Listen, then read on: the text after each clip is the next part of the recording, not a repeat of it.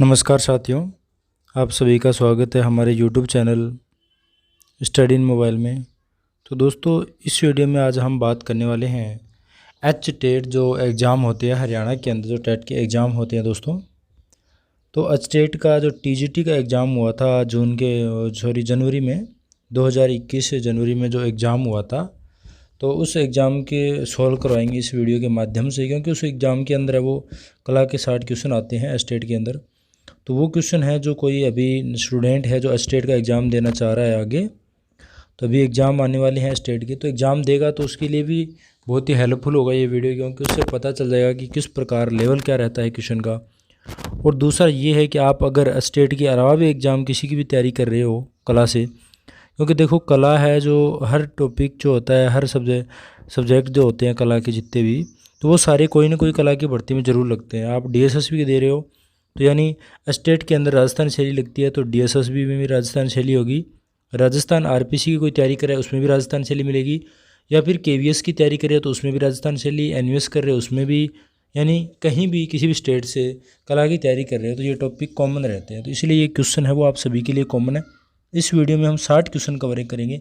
और दोस्तों, ये क्वेश्चन एग्जाम में आए हुए हैं, दो बता दिया मैंने आपको। स्टेट टीजीटी का जो पेपर था 60 क्वेश्चन आते हैं उसमें, बाकी 10 रीजनिंग आती है, 10 जीके आता है, 10 हिंदी आती है, 10 इंग्लिश आती है, और 10 क्वेश्चन हरियाणा जीके, ऐसे करके वो पेपर होता है। तो चलिए ये वीडियो शुरू करते हैं। और अगर ये वीडियो आपको अगर पसंद आए, वीडियो ज़रा सा भी पसंद है, आपको लगे कि इस वीडियो से आपका कुछ फ़ायदा होने वाला है, तो इस वीडियो को लाइक ज़रूर कर देना। जाते जाते वीडियो को क्या करना है, लाइक ज़रूर करना है, और कमेंट करके ज़रूर बताना कि इसमें क्या कमियां रह गई। और इसमें अगर किसी क्वेश्चन पे कोई डाउट होता है तो आप नीचे कमेंट सेक्शन में ज़रूर कर सकते हो। देखिए, अभी हम एक नई एक योजना बोल सकते हो हमारे चैनल की तरफ से स्टार्ट करने जा रहे हैं। उसमें क्या होगा कि हम संडे टू संडे है एक संडे वार्तालाप रखेंगे, जिसके अंदर क्या होगा कि आपको एक ऑप्शन दिया जाएगा कि आप कमेंट कर देना, यानी इस वीडियो के नीचे जितने भी आपके नीचे कमेंट आते हैं उन सभी का जवाब है। अलग अलग बच्चों के अलग अलग क्वेश्चंस होते हैं, उन सभी के जवाब मैं संडे का एक वीडियो डालूंगा स्पेशल, जिसमें संडे वार्तालाप के नाम से हो जाएगा। तो उसके अंदर क्या है, आप सभी बच्चों के जो कमेंट आते हैं ना कि सर हमें पीडीएफ कहाँ से मिलेगी, सर इस क्वेश्चन का क्या है, कन्फर्म कीजिए, तो वो चीज़ें सारी है मैं कन्फर्म करूँगा संडे टू संडे, है ना। तो आपको एक वीडियो अलग से लेकर आऊँगा, ठीक है। तो उससे क्या है, काफ़ी लोगों को हेल्पफुल फ़ायदा हो जाएगा, क्योंकि कुछ बच्चे हैं वो पूछते नहीं है, और जो दूसरा बच्चा पूछ रहा है अगर मैं उसका जवाब दूंगा, समझाऊंगा, तो जो जिसने नहीं पूछा है उसके भी एक्स्ट्रा समझ में आ जाएगा, तो आप लोगों को बहुत सारा फ़ायदा भी हो जाएगा उससे। तो चलिए अब ज़्यादा समय नहीं लेंगे, अब वीडियो स्टार्ट करते हैं। पहला क्वेश्चन देखिए, कास्ट के साथ ही पत्थर और ईंटों का अधिकाधिक प्रयोग हो, यानी दोस्तों किस काल के अंतर्गत है वो लकड़ी का भी प्रयोग हुआ था, कास्ट का, पत्थरों का भी प्रयोग किया गया और ईंटों का भी प्रयोग किया, यानी इन तीनों चीज़ों का है वो ज़्यादा से ज़्यादा प्रयोग किया गया किस काल के अंदर। तो इसका राइट आंसर है ना वो दूसरा ऑप्शन आ जाएगा, मौर्य काल के अंदर। दोस्तों, मौर्य काल के जो राजपरिषद जो है, जो महल हैं जो लकड़ी से बनाए गए थे, भवनों में ईंटों का इस्तेमाल स्तूपों में किया गया है, यानी पत्थर, ईंटों और काठ, इन तीनों का प्रयोग है वो किया गया है।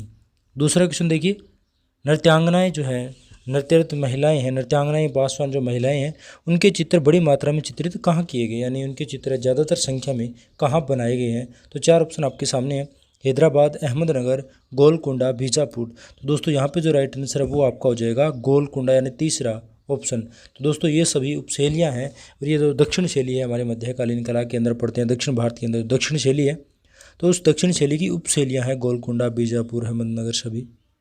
चलिए तीसरा क्वेश्चन देखिए, ठीक अनुपात, ठीक यानी सही अनुपात नाप तथा बनावट को कहते हैं, यानी सही ढंग से अनुपात नाप उसका जो है बनावट है उसकी वो सही ढंग से की गई है, तो वो क्या कहलाता है, तो वो कहलाता है दोस्तों प्रमाण। क्या कहलाता है, प्रमाण कहलाता है। देखिए, जो रूप भेद है, प्रमाण है, भाव है, लावण्य योजनम है, सादृश्य है, वर्णिका, ये क्या है, चित्रकला के संयोजन के जो सिद्धांत है, इनके बिना जो चित्र है वो अधूरा माना जाता है अगर इन चीज़ों का समावेश नहीं है। यानी चित्र के अंदर अगर प्रमाण जो है उसका अनुपात, नाप, बनावट ये सही ढंग से नहीं है, तो वो चित्र है वो एक भद्दा चित्र माना जाएगा, है ना, वो शैली विहीन चित्र मान सकते हैं उसको। तो उसमें क्या होता है, देखिए ये प्रमाण का मतलब, ठीक अनुपात का मतलब क्या होगा, सही अनुपात। जैसे मान लीजिए कोई पेंटिंग बना रहे हैं, तो उसके अंदर क्या है, इंसान बना रहे हैं तो गर्दन इतनी बना रहे हैं तो पैर मतलब इतने होने चाहिए, ये नहीं कि गर्दन इतनी बड़े बना रहे हो, नीचे से शरीर है वो इतना छोटा सा बना रहे हो, ये क्या अनुपात सही नहीं है, ये भद्दा चित्र है। तो इसलिए कहते हैं ठीक अनुपात, यानी सही अनुपात, नाप, बनावट, जो ये प्रमाण के अंतर्गत हम पढ़ते हैं संयोजन के सिद्धांत में। चौथा क्वेश्चन देखिए, किन्हीं दो प्रधान रंगों को मिलाने से जो रंग प्राप्त होता है वह कहलाता है। किन्हीं दो जो मुख्य रंग होते हैं दोस्तों, उन रंगों को मिलाने से जो रंग प्राप्त होता है तो वो कौन सा होगा? द्वितीय रंग। यानी आप सभी को प्लस पता है कि प्राथमिक जो दो रंग होते हैं इनको आपस में मिलाने से कौन सा रंग हो जाएगा? फर्स्ट और फर्स्ट मिलाएंगे तो कौन सा बन जाएगा? द्वितीय रंग प्राप्त हो जाएगा। तो यहाँ पे चौथा ऑप्शन है जो वो हमारा राइट हो जाएगा। चलिए 5 नंबर क्वेश्चन देखिए, कांच, पत्थर इत्यादि के रंगीन टुकड़ों को चिपकाकर बनाया गया चित्र कहलाता है। दोस्तों कांच, पत्थर इत्यादि सभी जो रंगीन टुकड़े चिपका कर के है वो चित्र बनाया जाता है, उसे क्या कहलाते हैं दोस्तों? तो वो कहता है मोज़ेक। क्या कहलाता है? मोज़ेक कला कहलाती है दोस्तों। ये क्या होता है? दीवार के ऊपर आपने देखा होगा कई जगह, शहर वाले बच्चे भी जानते हो, मेट्रो स्टेशन जो है दिल्ली की, तो वहाँ पर कई स्टेशनों पे किया गया है ये मोज़ेक वाला काम। और कई जगह जैसे वॉशरूम वगैरह बनाते हो तो कई लोग करवाते हैं, मतलब एक या फिर कोई होटल वगैरह हो गया तो उसकी जो बाहर की दीवार हो गई, या फिर हमारे जो मकान बनाते हैं शहरों के अंदर तो उसमें डिज़ाइन देने के लिए मोज़ेक कला का इस्तेमाल किया जाता है। तो उसमें क्या होता है, जब दीवार होती है ना उसके ऊपर कोई डिज़ाइन बनाना है ना कोई भी प्रकार का, तो उसमें क्या एकदम छोटे छोटे छोटे छोटे टुकड़े चिपकाते हैं। रंगीन कांच, रंगीन पत्थर, कलरफुल पत्थर, ऐसे छोटे छोटे टुकड़े चिपकाते हैं ना, तो उसमें डिज़ाइन तैयार करते हैं, तो वो मोज़ेक कला कहलाती है। चलिए 6 नंबर क्वेश्चन देखिए, स्तूप के अवशेषों को स्थानांतरित कर दीर्घा में पुनः निर्माण किया गया। यानी स्तूप है उनको अवशेषों को स्थानांतरित करके पुनः निर्माण किया गया है। तो भारतीय कलकत्ता संग्रहालय। दोस्तों जो मथुरा जो है, मथुरा है, जो भरूच अमरावती है, यहाँ के जो मिले हुए हैं जो स्तूप मिले हुए हैं उनके अवशेष है, तो उन सभी को ज़्यादातर है वो यहाँ पर संग्रहित किया गया है भारतीय संग्रहालय कलकत्ता के अंदर। तो उनको यानी वहाँ पर खंडित हो चुके हैं, तो जैसे कोई पिलर था और वो बीच से क्या है टूट गया था, यहाँ से टूट गया, तो उनको है ना जोड़ करके और वो रखा गया है कहाँ पर? कलकत्ता संग्रहालय के अंदर रखा गया है। चलिए 7 नंबर क्वेश्चन देखिए, यह महाभारत का फारसी रूपांतरण है। तो 4 ऑप्शन है, तूतीनामा, जफरनामा, चंगेज़नामा, रजबनामा। तो इनमें से कौन सा है जो महाभारत का फारसी में अनुवाद है? दोस्तों महाभारत का जो फारसी में अनुवाद क्या कहलाता है? रजमनामा जो महाभारत का फारसी में अनुवाद कहलाता है दोस्तों। और ये जो रजमनामा है ना, फारसी में अनुवाद कराने वाले कौन थे? क्योंकि जो भारत में जो मुगल आए थे ना तो उनकी लैंग्वेज फारसी थी, तो उन्होंने है वो इसका अनुवाद है वो फारसी में करवाया था। तो जो अकबर थे ना, अकबर है उनकी हुकूमत के, उनके कहने पे, उनके हुक्म पे जो बदायूनी थे, अब्दुल बदायूनी, इन्होंने है वो महाभारत का अनुवाद किया था फारसी के अंदर, उसको रूपांतरण कर दिया था तो अकबर के कहने पे। 8 नंबर क्वेश्चन देखिए, सकूल जिसे बुद्ध और बोधिसत्व प्रतिमाओं में विशेषता हासिल थी, यानी बुद्ध और बोधिसत्व की प्रतिमाएं हैं उनमें ज़्यादातर उनकी प्रमुख विशेषता रहती है, तो वो कौन सा स्कूल है या कौन सा स्टाइल है? तो वो गांधार स्टाइल कहलाती है। कौन सी शैली कहती है? गांधार शैली कहलाती है।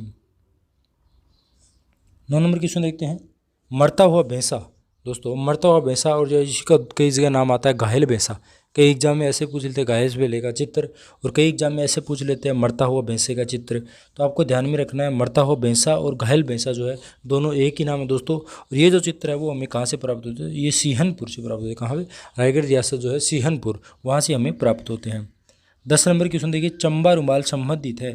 अब देखिए चंबा रुमाल जो हमने पढ़ते हैं, ये शैली पढ़ते हैं चंबा शैली, तो उसकी जो है विशेषता रहती है कि चंबा शैली के अंदर जो रुमाल है वो विश्व प्रसिद्ध रुमाल बनते हैं चंबा में। तो सॉरी, तो चंबा रुमाल है वो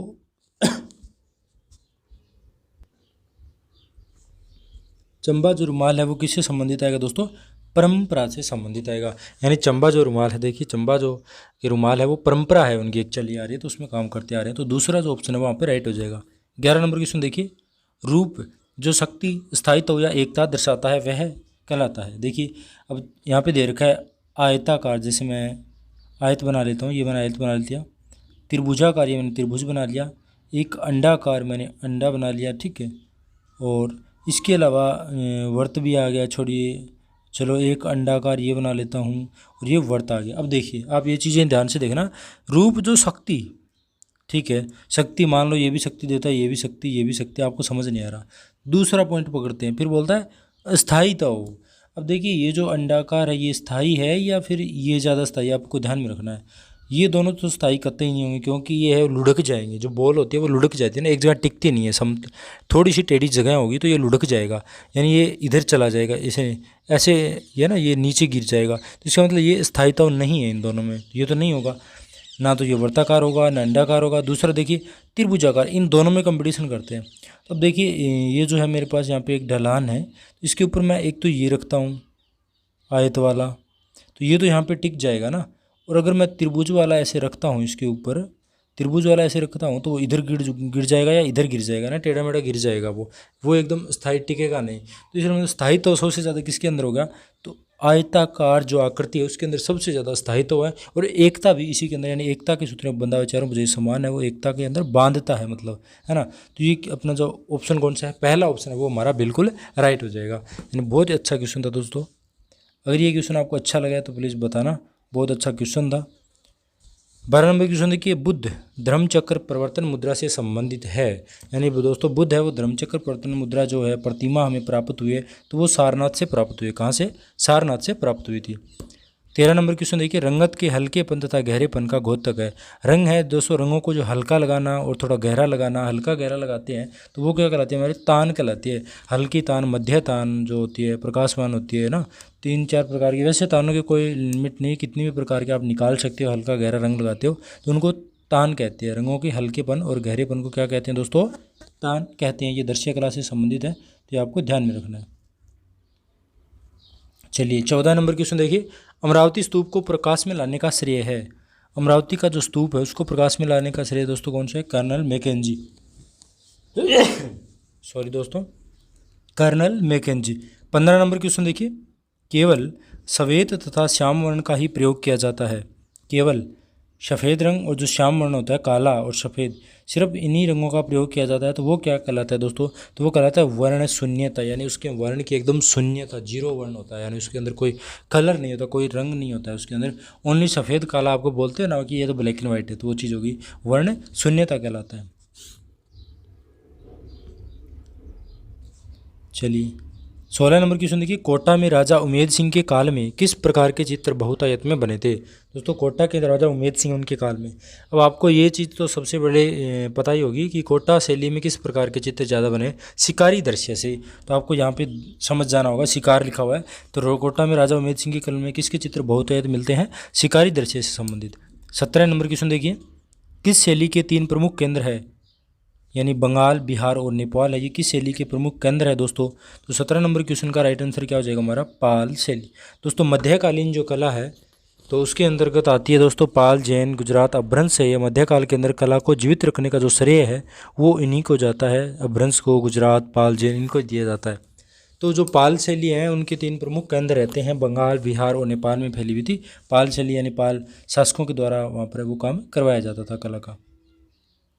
चलिए 18 नंबर क्वेश्चन देखिए, सांची के कितने तोरण द्वार है।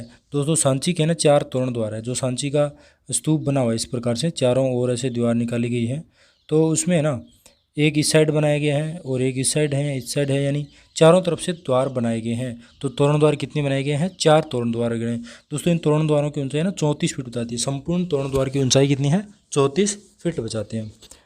क्वेश्चन नंबर 19 देखिए, खजुराहो के मंदिरों में सबसे बड़ा, ऊंचा और कलात्मक मंदिर कौन सा है। अब देखिए खजुराहो के जो मंदिर है दोस्तों, उनमें सबसे बड़ा मंदिर कौन सा है, तो कंदिया महादेव का मंदिर सबसे बड़ा मंदिर है दोस्तों। सबसे बड़ा, ऊंचा भी बोलते हैं और कलात्मक सुंदर भी इसको बोल सकते हैं। तो कंदिया महादेव का जो मंदिर सबसे बड़ा मंदिर कौन सा है दोस्तों, खजुराहो का। 20 नंबर क्वेश्चन देखिए, उदयपुर, देवगढ़ और नाथ द्वारा उपशैलियाँ हैं। उदयपुर, देवगढ़ और नाथ द्वारा जो शैलियाँ हैं दोस्तों, उपशैलियाँ हैं, ये किसकी है, तो ये मेवाड़ की उपशैलियाँ हैं दोस्तों। ये राजस्थान की उपशैलियाँ हैं। मेवाड़, मारवाड़, हाड़ौती और ढूंढाड़ जो शैली है ये किसकी हैं, राजस्थान शैली की उपशैलियाँ हैं। मेवाड़ के अंदर उदयपुर, देवगढ़, नाथ द्वारा, और दोस्तों मारवाड़ शैली है जिसके अंदर जोधपुर आ जाता है, और ढूंढाड़ है इसके अंदर जयपुर, अलवर की साइड आ जाएंगे। हाड़ौती है इसमें कोटा, बूंदी, झालावाड़ आ जाती है। क्वेश्चन नंबर 21 देखिए, चामर धारिणी यक्ष से संबंधित है। चामर धारिणी दोस्तों, चमर लिए हुए जो एक चमर धारण किए हुए एक यक्षिणी की जो प्रतिमा है वो कहाँ से मिली है दोस्तों, वो पटना दीदारगंज से प्राप्त हुई है। कहाँ से प्राप्त हुई है, दीदारगंज से। तो ये बहुत ही अच्छा क्वेश्चन है, कई बार एग्जाम में पूछा जा चुका है दीदारगंज वाला, तो ये आपको ध्यान में रखना है। साल ओढ़े व छोटी दाढ़ी लिए योगी संबंधित है दोस्तों। दुसाला ओढ़े योगी की मूर्ति या दाढ़ी वाले योगी की मूर्ति तो हम पढ़ते आ रहे हैं, किससे प्राप्त है, मोहनजोदड़ो। किससे प्राप्त है, मोहनजोदड़ो से। तो यहाँ पे तीसरा जो ऑप्शन है वो हमारा राइट हो जाएगा। 23 नंबर क्वेश्चन देखिए, स्थिर बिंदु को दृष्टि से मिलाने वाली रेखा को कहते हैं। स्थिर बिंदु को दृष्टि से मिलाने वाली, एक जगह स्थिर बिंदु है उसको यहाँ से दृष्टि से जो है रेखा मिलाने वाली है, तो उसको क्या कहते हैं दोस्तों, दृष्टि रेखा कहते हैं। क्या कहलाते हैं, अगर दृष्टि से मिलाने वाली है तो दृष्टि रेखा कहेंगे, अगर पॉइंट टू पॉइंट मिलाते हैं तो रेखा कहलाती है दोस्तों। तो ये क्या होगी, दृष्टि रेखा।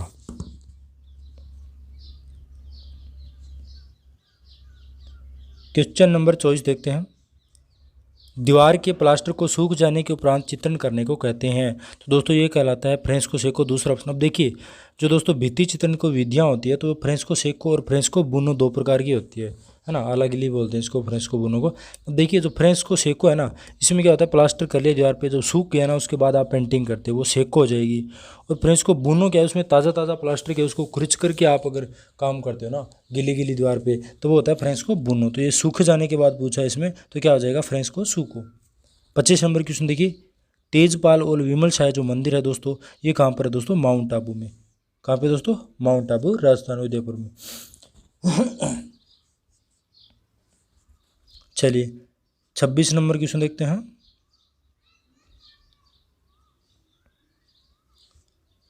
गुफा मंदिर बौद्ध, जैन और हिंदू धर्मों को समर्पित है।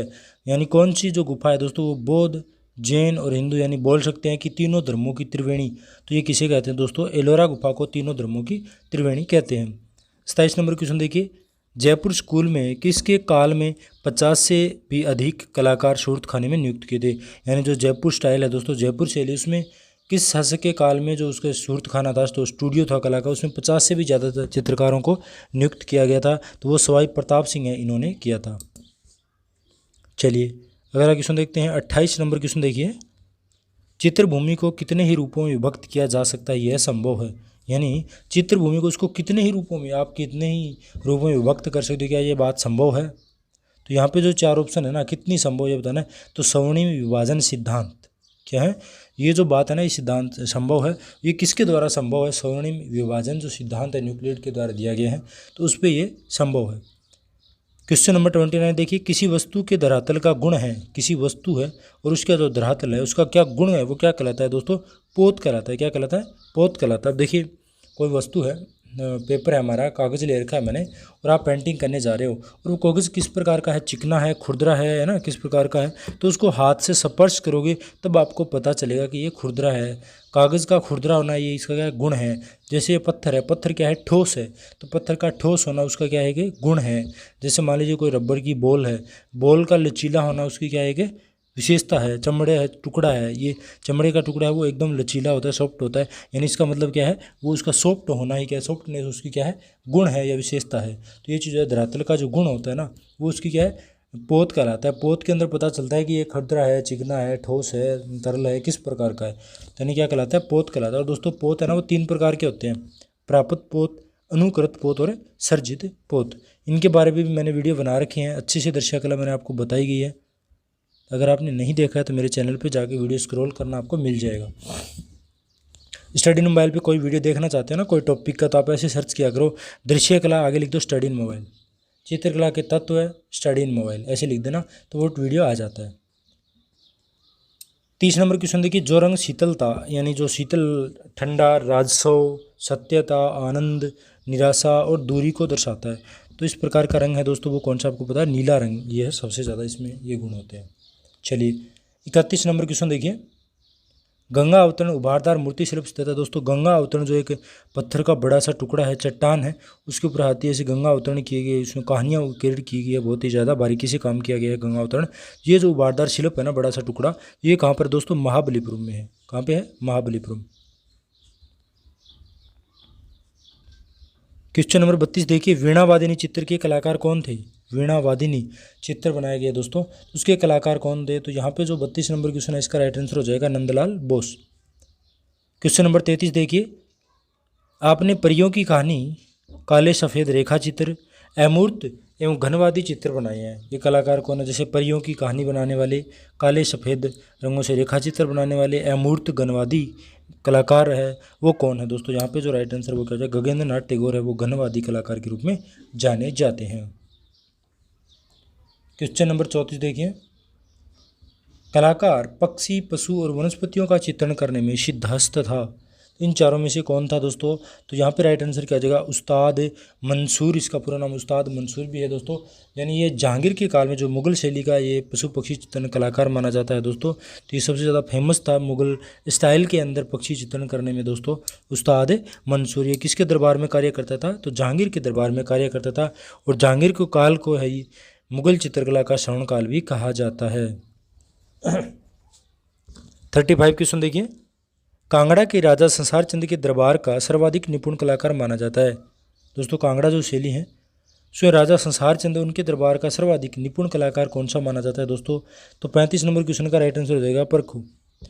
परखू, फत्तू, कुशाला ये सभी कांगड़ा के ही हैं, बट इसमें परखू है वो सबसे ज़्यादा है निपुण कलाकार माना जाता है। 36 नंबर क्वेश्चन देखिए। वे बसोहली चित्रकला के प्रथम प्रमुख आश्रयदाताओं में से थे। बसोहली शैली के कौन से थे? तो प्रथम और प्रमुख आश्रयदाता यानी कलाकारों को आश्रय प्रदान करते थे, तो वो कौन थे संरक्षण प्रदान करने वाले? तो यहाँ पे जो राइट आंसर वो क्या हो जाएगा? राजा कृष्णपाल।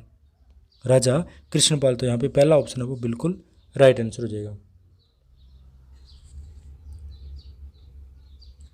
चलिए 37 क्वेश्चन देखिए। अजंता की किस गुफा में सबसे अधिक चित्र मिले हैं? दोस्तों ये मैंने अजंता गुफा आपको बहुत बार पढ़ाई है, अच्छे से पढ़ाई, एक भी क्वेश्चन मैंने नहीं छोड़ा है। ये बार बार बोलता था मैं कि अजंता में सबसे ज़्यादा चित्र है वो गुफा संख्या 17 में बना हुआ है। 38 नंबर क्वेश्चन देखिए। उस कलाकार का नाम बताइए जिसने पिकासो, ब्रोक, मातिस और गोगा के चित्रों से प्रेरणा ली। कौन से कलाकार इन चारों में से जिसने पाब्लो पिकासो, जॉर्ज ब्रॉक, अन्य मातिस, पॉल गोगो इनके चित्रों से वो प्रेरणा ग्रहण की, उनसे देख करके है उनसे कुछ सीख मिली थी उन्हें, तो वो कलाकार कौन है दोस्तों? यहाँ पे जो राइट आंसर वो हो जाएगा हमारा अमृता शेरगिल। कौन है दोस्तों? अमृता शेरगिल। चलिए 39 नंबर क्वेश्चन देखिए। कौन सी सतह चित्रण के लिए उपयुक्त नहीं है? तो यहाँ पे 4 ऑप्शन दे रखा है। टिश्यू पेपर, कैनवास, कागज, कपड़ा है। तो इनमें चित्रण के लिए आप सभी बताएं, कैनवास हम काम में लेते हैं, कागज भी लेते हैं, कपड़ा भी लेते हैं। टिश्यू पेपर है ये काम में नहीं लेते, हाथ पोंछने के लिए काम में आता है दोस्तों। तो टिश्यू पेपर चित्रण के लिए उपयुक्त नहीं है, बट कि हम कलाकार हैं और आर्ट का जो बच्चा है वो टिश्यू पेपर पर भी बहुत अच्छी अच्छी पेंटिंग बना देता है, बट ये एक इस क्वेश्चन के आधार पर जाएँ तो टिश्यू पेपर वो हमारे काम में नहीं आएगा, क्योंकि कागज़ को महत्व ज़्यादा देते हैं, कैनवास, कपड़े को। चलिए 40 नंबर क्वेश्चन देखिए। किस कलाकार ने अल्लागिरी नायडू से कला का प्रशिक्षण प्राप्त किया था? तो यहाँ पे दोस्तों राजा रवि वर्मा है, इन्होंने अल्लागिरी जो नायडू है इनको कला शिक्षण है वो प्राप्त किया था। 41 क्वेश्चन देखिए। रेखाएं जो उत्तेजना, शक्ति और गति दर्शाती है, कौन सी रेखाएं हैं जो उत्तेजना यानी शक्ति जो है दर्शाती है, उत्तेजित शक्ति और गति प्रदान करती है? तो यहाँ पे जो राइट आंसर आ जाएगा चक्राकार रेखाएं। देखिए पहले मैं आपको बताता हूँ, यहाँ पे देखिए कोणीय रेखाएं की बात कर लेते हैं पहले। ये कोणीय रेखाएं हैं, ये देखिए गति नहीं है इसमें, आघात है, यानी ऐसे टूट चुका है, आघात है बीच में ना, इधर से तीर मारा है टूट गया, आघात बेचैनी दर्शाती है। ये सीधी पड़ी हुई रेखाएं हैं, तो इंसान लेटा हुआ है सीधा, तो ये क्या कर रहा है? रेस्ट कर रहा है, आराम, ये शांत है, ये भी नहीं होगा। अब बात करते हैं कर्णवत रेखाएं। क्या है? कर्णवत। ये ऐसे कर्णवत ऐसे होती है, तिरछी रेखाएं जो होती है ना, ये कर्णवत कलर, ये भी गति प्रदान जरूर करती हैं। अब देखिए एक चक्राकार की बात करते हैं। अब ये चक्राकार देखिए, ऐसे चक्राकार रेखाएं। अब आप दोनों में से देखिए गति सबसे ज़्यादा कौन प्रदान कर रहा है आपको, गति किस में दर्शाई जा रही है? तो इसमें गति सबसे ज़्यादा प्रदान हो रही है, तो यहाँ पे चक्राकार जो रेखाएं हैं वो हमारा बिल्कुल राइट आंसर हो जाएगा। कौन सी? चक्राकार रेखाएं, यानी इस प्रकार की है तो इसमें गति सबसे ज़्यादा होती है ना, ये ध्यान में रखना। 42 क्वेश्चन देखिए। लोक जीवन व लोक कला से प्रेरित थी। दोस्तों लोक कलाओं से प्रेरणा किसने ली थी, कौन थे लोक कला से प्रेरित? तो 42 जो क्वेश्चन है इसका राइट आंसर क्या हो जाएगा दोस्तों? यामिनी राय। क्या हो जाएगा? यामिनी राय। तो दोस्तों यहाँ पे थोड़ा सा क्वेश्चन है वो मिस्टेक हो गया, एक बार मैं वीडियो स्टॉप करता हूँ। चलिए यहाँ पे दोस्तों ये जो 42 क्वेश्चन है इसमें टाइपिंग में मिस्टेक हो चुकी है। लोक कला, लोक जो जीवन कला से प्रेरित कौन है? यहाँ पे जो चौथा ऑप्शन है ना, ये कट करके यहाँ पे आपको लिखना है यामिनी रॉय। कौन है? यामिनी रॉय। तो यानी यहाँ पे यामिनी रॉय है वो ऑप्शन हमारा राइट आंसर हो जाएगा। लोक जीवन लोक कला से प्रेरित कौन थे? यामिनी राय। 43 क्वेश्चन देखिए। सन 1947 में प्रोग्रेसिव आर्टिस्ट ग्रुप समूह की स्थापना जो करने वाले थे दोस्तों कौन थे? तो इसमें उपरोक्त सभी आएगा। प्रोग्रेसिव आर्टिस्ट ग्रुप से ये सभी जुड़े हुए थे, के चारा, एस रज्जा, FN सूजा, गौरे बांकड़े, ये सभी जो कलाकार हैं इनसे जुड़े हुए, तो यहाँ पे राइट आंसर है वो हमारा उपरोक्त सभी आ जाएगा। चलिए 44 क्वेश्चन देखिए। संयोजन का सिद्धांत नहीं है, संयोजन का सिद्धांत नहीं है। तो चार ऑप्शन है सहयोग, सामंजस्य, प्रमाण, रूप। तो रूप है दोस्तों, ये संयोजन का सिद्धांत नहीं है। ये जो रूप है ये क्या आता है, चित्रकला के जो 6 तत्व है, षडांग है, उसके अंतर्गत आता है। जैसे रूप, रेखा, रंग, तान, पोत, अंतराल, यानी 6 जो तत्व होते हैं चित्रकला उसके अंतर्गत आता है। बाकी ये तीनों हैं सहयोग, सामंजस्य, प्रमाण, ये है संयोजन के सिद्धांत जो है 7 उसके अंतर्गत आता है। जिसमें क्या है इस प्रकार बता देता हूँ। रूप भेद आता है पहले, उसके बाद प्रमाण, फिर भाव, फिर लवण योजनम, फिर सादृश्य, फिर वर्णिका भंग, और इसके अलावा 7वां है वो मानते हैं परिप्रेक्ष्य। 6 वर्दी जिसमें प्रभाव दर्शाया जाता है। 45 क्वेश्चन देखिए, लाडली दास, नानक राम, रामनाथ और जोशी स्वाईराम कलाकार थे। ये लाडली दास, नानक राम, रामनाथ, जोशी स्वाईराम है, ये किस शैली के कलाकार थे। यहाँ पे 4 ऑप्शन दे रखे हैं। तो 45 जो क्वेश्चन है इसका राइट आंसर क्या हो जाएगा, किशनगढ़ के थे। किशनगढ़ शैली है दोस्तों, जिसके अंदर बनी ठनी पेंटिंग चित्रित हुई थी, तो उस शैली के ये कलाकार थे। 46 देखिए, राजस्थान का कलाकार वर्तमान तक जल रंग में दृश्य चित्र चित्रित कर रहा है। तो यहाँ पे राइट आंसर क्या हो जाएगा, राम जायसवाल है दोस्तों। ये जल रंगों के लिए काफ़ी फेमस कलाकार है, जल रंगों के बारे में प्रसिद्धि हासिल की है इन्होंने, तो ये राजस्थान के कलाकार है दोस्तों। तो यहाँ पे राइट आंसर तीसरा ऑप्शन है वो हो जाएगा। 47 क्वेश्चन देखिए, जल रंग की पतली पारदर्शक तय कागज़ पर लगाकर चित्रण करना कहलाता है। जल रंग है उनकी पतली परत, यानी एकदम हल्का जल रंग लगा करके कागज़ पर चित्रण करना है, वो क्या कहलाता है, वॉश पेंटिंग कहलाता है दोस्तों। इसके अंदर क्या है, कलर नाम मात्र में इस्तेमाल लिया जाता है दोस्तों, और मोटा कागज़ इस्तेमाल लेते हैं उसमें, और कलर है बिल्कुल भी एकदम हल्का लगाया जाता है, तो ये वॉश पेंटिंग कहलाती है। 48 की सुन देखिए, शिव, नटराज, उमा पार्वती, कांस्य जो मूर्ति शिल्प संबंधित है, यानी शिव नटराज की जो प्रतिमा प्राप्त हुई है दोस्तों, वो चोलकालीन बोलते हैं। उमा पार्वती की कांस्य प्रतिमा दक्षिण भारत के अंदर तमिलनाडु से में प्राप्त हुई थी दोस्तों, ये चोलकालीन मानी जाती है। तो 48 का राइट आंसर क्या हो जाएगा, दूसरा ऑप्शन। 49 क्वेश्चन देखिए, वंडर ऑफ एज यानी नादिर उज्जमा की जो उपाधि है जहांगीर ने किसे प्रदान की थी दोस्तों। जहांगीर जो मुगल शैली के जो है मुगल शासक हैं, इन्होंने किसको नादिर उज्जमा की उपाधि से वो नवाजा था दोस्तों। तो इन्होंने अबुल हसन को नादिर उज्जमा की उपाधि प्रदान की थी, किसको, अबुल हसन को। तो चौथा ऑप्शन वहाँ पे राइट आंसर हो जाएगा। 50 नंबर क्वेश्चन देखिए, वास्तुकला, चित्रकला और मूर्तिकला का उत्तम संगम है। तो यहाँ पे 4 ऑप्शन है, एलोरा, एलिफेंटा, बाघ और सिगरिया। इन तीनों का जो संगम है हमें किस में दिखाई देता है दोस्तों। देखिए इसमें ना एक तो आता है हमारा जो सिगरिया है, उसके अंदर सबसे ज़्यादा है वो सिगरिया के अंदर ही आता है। बाघ के अंदर मूर्तिकला के ज़्यादा नहीं बोल सकते, वास्तुकला भी नहीं बोल सकते।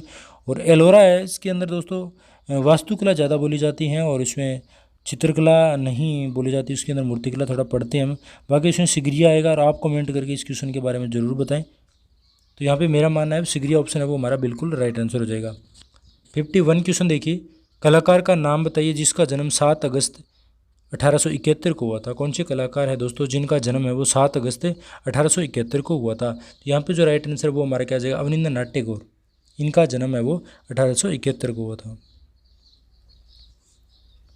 चलिए 52 नंबर क्वेश्चन देखते हैं, राजस्थानी कलाकार जिसने जल रंग को तेल रंग की तरह प्रयोग किया गया।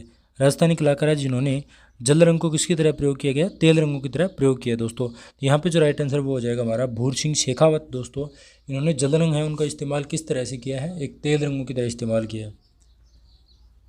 53 क्वेश्चन देखते हैं, स्थानीय लोग कौन सी गुफाओं को पंच पांडु यानी 5 पांडव नाम से पुकारते हैं दोस्तों। यहाँ पे जो राइट आंसर है वो हमारा हो जाएगा बाघ की जो गुफाएं हैं इनको 5 पांडु की गुफाओं भी कहते हैं। 54 क्वेश्चन देखिए, सिगरिया गुफाएं स्थित है दोस्तों। सिगरिया की जो गुफाएं हैं वो कहाँ पे है, श्रीलंका की है दोस्तों। ये बौद्ध धर्म से संबंधित है, इसका निर्माण है वो राजा कश्यप के द्वारा करवाया गया था। सिगरिया के अंदर श्रीलंका की जो गुफाएं हैं।